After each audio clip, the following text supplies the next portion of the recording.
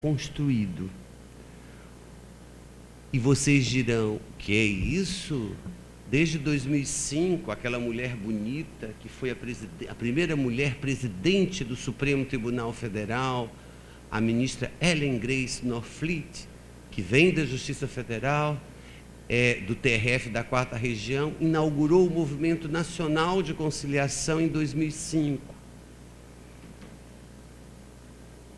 E, ministro, o novo Código de Processo Civil e o marco regulatório da mediação e da conciliação exige de todos vocês um movimento em busca da construção da mediação, da conciliação, daquilo que se chama métodos alternativos de solução de conflito. Mas isso tudo está no ordenamento jurídico como conquista do princípio da fraternidade no cotidiano das categorias jurídicas.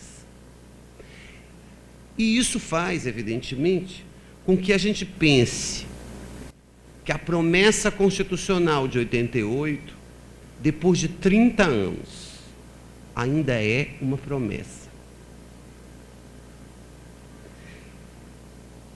Hoje, falar em direitos fundamentais do Brasil, falar em direitos humanos no Brasil, é falar naquilo que um grande pensador italiano chamado Norberto Bobbio pensava no sentido de sua efetividade e não de sua mera declaração.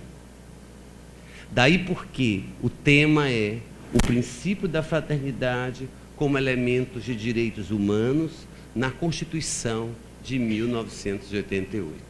É verdade que o professor Carlos Augusto já falou praticamente tudo, mas eu vou reafirmar com um novo olhar, um olhar da mediação, o olhar da justiça restaurativa na área penal, e olha que eu estou falando no Amazonas, um olhar do movimento migratório que nós, os amazonenses, os brasileiros, os roramenses, estamos vivenciando neste momento, mas que não estamos sozinhos, porque já tivemos um passado recente, por razões geográficas, catastróficas, dos nossos irmãos haitianos, ou a Europa, que vive toda ela nesse movimento de migração, onde a xenofobia, a discriminação, o não reconhecimento de ações afirmativas e de solidariedade se fazem presentes. E, felizmente, vem tomando o rumo da história do resgate da solidariedade. E vocês vão ver que um país como a França, em pleno século XXI, teve que chegar à Suprema Corte Francesa a discussão se a ajuda humanitária aos imigrantes era ilícito penal. Escutem o que eu estou dizendo, ilícito penal. Não é ilícito civil, ilícito administrativo, ilícito penal. E foi preciso a Corte Constitucional Francesa declarar inconstitucional um dispositivo de tipo penal.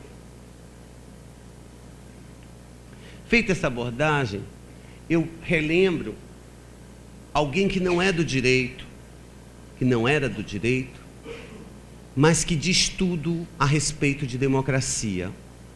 Um grande pensador chileno que inaugurou na biologia a autopoiese. Maturana diz: o viver democrático é uma obra de arte. Não tem que ver com eficiência, não tem que ver com perfeição, tem que ver com o desejo de uma convivência fraterna. Ele é neurobiólogo e inaugurou aquilo que no direito, hoje, na filosofia do direito, nós estamos introduzindo, a chamada autopoiese, a reconstrução, a construção ou a reconstrução de si mesmo. Existem duas obras da literatura que hoje eu trago para que a gente possa refletir e pensar na ressignificação do direito constitucional brasileiro, do direito constitucional mundial, Porque hoje o constitucionalismo chega não mais ao constitucionalismo liberal, ao constitucionalismo social, e nós que defendemos o constitucionalismo fraternal. Mas alguns doutrinadores chegam a falar em constitucionalismo global, um constitucionalismo sem fronteiras, que independentemente da fronteira do Brasil com a Venezuela, do Brasil com a Colômbia, do Brasil com o Peru, nós temos um constitucionalismo global, em que prevalecerão princípios por sermos seres humanos. Isso faz com que a gente reflita sobre o papel do direito constitucional na sociedade contemporânea, a começar com essas duas obras, um de um teórico sul-coreano e outro de um polonês que foi expulso, se fixou em Israel e depois na Inglaterra. Duas obras clássicas, uma do pensador Han, a outra do pensador Bauman. A Sociedade do Cansaço e a Modernidade Líquida. A Sociedade do Cansaço, que é aquela sociedade em que nós mesmos somos sociedades do desempenho. Enquanto no século XX nós fomos hierarquizados e disciplinados, hoje, no século XXI, nós somos empresários de nós mesmos. Nós temos que produzir, nós temos que ter desempenhos, nós temos que sermos eternamente construtores de produção. E Bauman nos revela que no mundo contemporâneo tudo foi feito para não durar, mas para preservar o individualismo, a fluidez e a efemeridade. Vivemos em tempos líquidos, nada foi feito para durar. Duas obras clássicas, como disse, de um sul-coreano que discute o século XXI na sociedade do desempenho, e um outro, um polonês expulso, que discute a liquidez da modernidade. Ele diz que existiu uma sociedade sólida e a sociedade líquida, e que nós estamos vivendo a sociedade líquida. Por que eu trago isso? Porque o princípio da fraternidade, e aí é o meu objeto de estudo dentro do meu doutorado, que eu tive a honra de ter como meu examinador o professor Carlos Augusto Alcântara Machado, tanto no mestrado quanto no doutorado. Esse princípio, ele decorre hoje, na atualidade, de uma discussão sobre o que é cultura, a cultura no mundo ocidental, a cultura no mundo oriental, e os conceitos de sociedade de desempenho e os conceitos de modernidade líquida. Ou seja, é preciso restaurarmos laços esquecidos, esquecidos como o princípio da fraternidade restou esquecida na humanidade. E para isso, em primeiro lugar, nós vamos ter que redizer o princípio da fraternidade numa perspectiva laica, como disse o professor Carlos Augusto, discutindo a partir dos paradigmas da alteridade, do reconhecimento do diferente, do plural e do reconhecimento do paradigma relacional. Daí porque nós sentimos a necessidade de distanciar, não de esquecer, mas de distanciar no direito este conceito da mera religiosidade ou da mera categoria da psicologia ou das ciências sociais, e reconstruir o conceito de fraternidade dentro de uma perspectiva daquilo que chamamos de secularização. Por que a liberdade e a igualdade se transformaram em categorias políticas e jurídicas e a fraternidade restou esquecida e algumas vezes até mesmo como um mero favor dos juristas, como era a conciliação e a mediação no Código de 73, especialmente a nós juízes das varas de fazenda pública e da Justiça Federal, que lidávamos com direito público.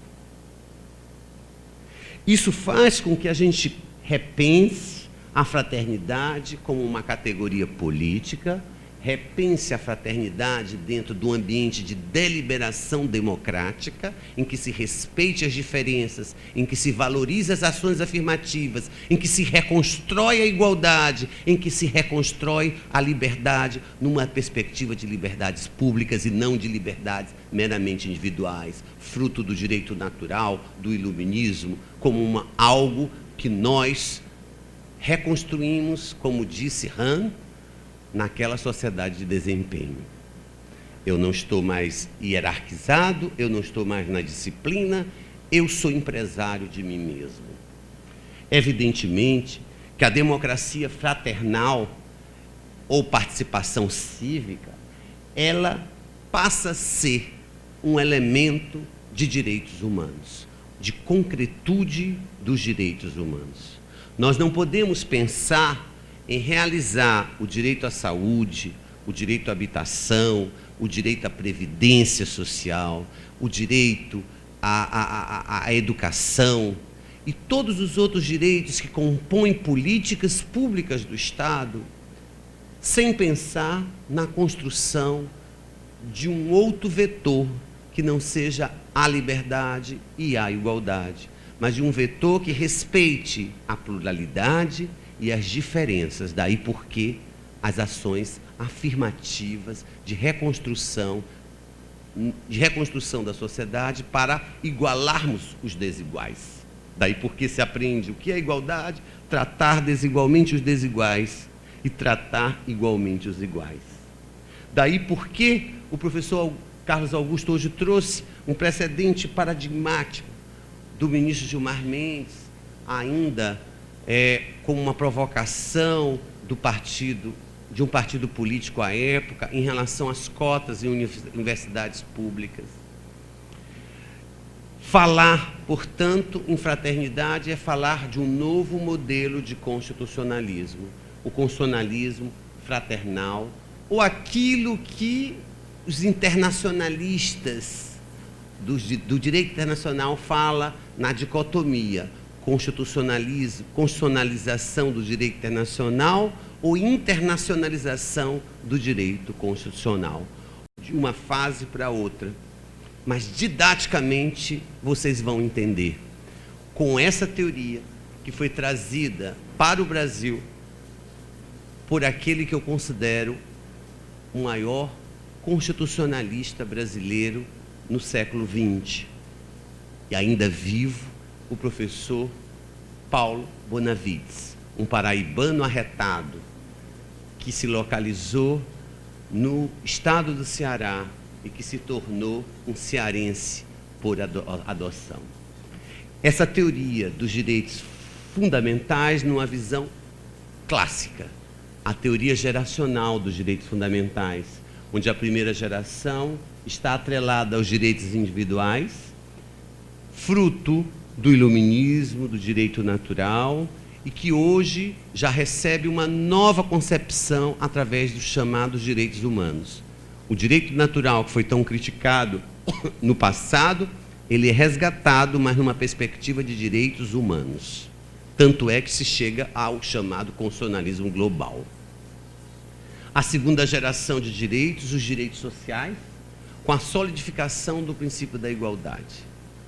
E a terceira geração de direito, pena que o nosso ambientalista não está aqui, é a consagração do princípio da fraternidade, através de questões relacionadas ao futuro da humanidade, da paz, do meio ambiente e de sua proteção e conservação ao desenvolvimento econômico.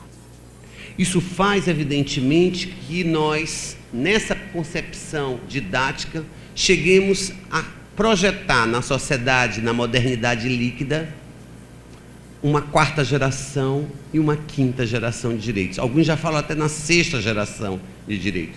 E, na verdade, senhores estudantes, prefiram o termo dimensão de direitos, porque essa é a grande crítica da doutrina. A dimensão não supera a outra dimensão, ela é vista com outro olhar.